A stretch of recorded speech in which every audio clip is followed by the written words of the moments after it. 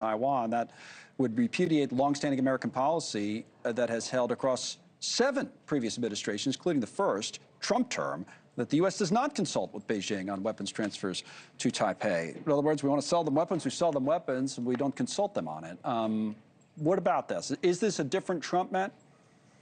Well, look, I think it's certainly a different Trump in the sense that as much as Democrats like to say to the contrary, he's never going to be on another ballot. And of course, look, Xi brought this up. We know that China has an issue with Taiwan, and they always have. And the fact that Donald Trump is sitting there with him, it makes sense to bring it up. But just because you discuss the topic doesn't mean that you're allowing them to weigh in and to deter arms sales. The U.S. is still determined to defend Taiwan.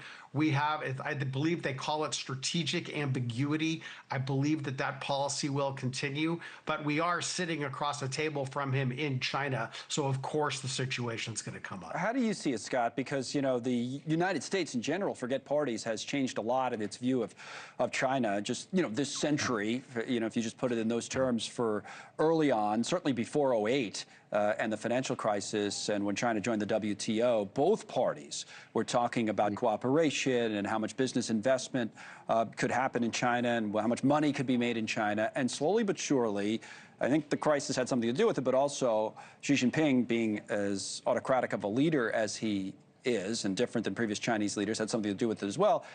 Things have changed. And now are they changing again? Where is Trump on this, on China, compared to where he was, do you think? Well, Trump is all over the place on China and these other issues. I will say this. I agree with Matt. If they're sitting at the table and the Chinese premier brings it up, he's going to have a conversation. I'm surprised that Donald Trump would vocal or verbally talk about having those conversations, because that is not consistent historically with U.S. policy. But these are like two heavyweights. They're both afraid of one another, and they can't live without one another, economically, politically, and even militarily, quite frankly. And so they've got these nuclear weapons, and so they want to play nice, and they've been playing nice on this visit. And in September 24th, the Chinese premier will be here. I think that's positive and good.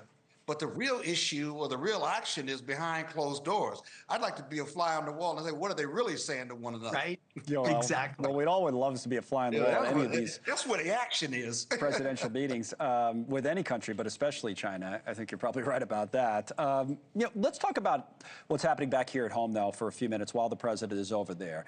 The conversation, which has been going on for a while, kind of accelerated before he left when he made those comments, Matt, and we've talked about them on the show a few times, and I've heard some people defend the president, say, you know, he didn't mean what it said, you know, that he doesn't care about Americans' financial situations, for example. But he was asked that question. He says, well, I'm not focused as much on the financial situations as I am making sure Iran doesn't have a nuclear weapon. And people try to run with that. On the Democratic side, here's Chuck Schumer and what he said in sort of response to Trump. And I think we're going to hear more of this. But anyway, here's Schumer.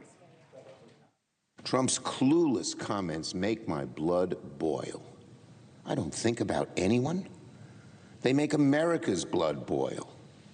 Americans can't understand how a president could be so cold, so callous, and so proud of it. Well, whoever's president's going to take it on the chin with respect to inflation and affordability. President Trump's been president for a year and a half now, so it's his economy, even though he inherited a bad one from the Biden administration with respect to rising prices and inflation. The president's focused on that. So Schumer making the one point you'd expect Democrats to make, and like I said, Matt, I think they'll make more of them. But what about Congressman Comer there, the Republican, who says, yeah, he does own this economy, however you phrase it, and things are not great. Yeah, Connell, you mean to tell me there's gambling in Casablanca? I mean, of course, this is politics. And look, I think that both Schumer and Comer are, ironically enough, they're both right. Donald Trump owns the economy. The Republicans control everything in Washington, D.C. So for better or for worse, the voting public is going to make a decision on their personal state of the economy, not about some random inflation number or a consumer price index when they cast their ballot. There's still time to get the economy moving in the right direction and have gas prices go down. But right now, both parties are going to try to milk whatever they can for political advantage. And It happened for the last 4 years, and it's going to happen for the next 4 years. Yeah, those numbers on the one hand are just numbers, 3.8% consumer inflation and 6% wholesale inflation at an annual rate reported just this week. But at the other side of it, Scott, they reflect exactly what you hear regular people talking about, which is prices going up. Now, Democrats got to do something with it, or maybe not. Maybe they win by default in the midterms. I don't know. But what do you think? Well, I think they've got to have a message. But the real issue here isn't so much that both Biden and Trump struggled with the economy. We deep down know presidents have very little to do with how to drive the economy. However, in this particular case, Right. Trump's tariffs, Trump's war of choice has had a direct impact on these numbers that are going south versus north. But the real power of what the media has jumped on and the Democrats is the talking point that Donald Trump gave them before the midterm, and that is that soundbite of, I don't care about the public's finances or individual finances. Now, in all fairness, I'm going to give something to my colleague who's on with me Just that a little. context, Will, lawyers, he was talking about. I'm more concerned about the nuclear arms race or the nukes that Iran may have. So I'm not thinking about individuals, but the Democrats and independents who are going to be running, he gave them a soundbite that I promise you're going to hear ad nauseum going forward. It's a huge win. Now, we know politics. We know the president says, well, he could easily have said, well, I'm concerned about everyone because I don't want Iran to have the nukes. But he didn't say that. And I know his advisors were going like this after he said it. Yeah, I know. Well, and Matt knows that if it was Biden who said it, he'd be cutting the Matt ads. You know, knows that. that's to your earlier point. That's politics. Scott and Matt, thank you both. Now, we also are.